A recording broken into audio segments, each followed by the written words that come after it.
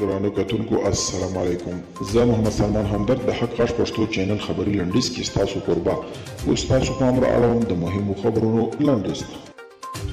ترکمنستان له افغانستان سره پر پوله درنې وسلې چورلکې او نور پوځي تجهیزات ځای پر ځای کړي دي. د ترکمنستاني رسنیو د راپورونو له مخې په وروستیو کې په افغانستان کې روان وضعیت ترکمنستان ته اندېښنې پیدا کړي دي.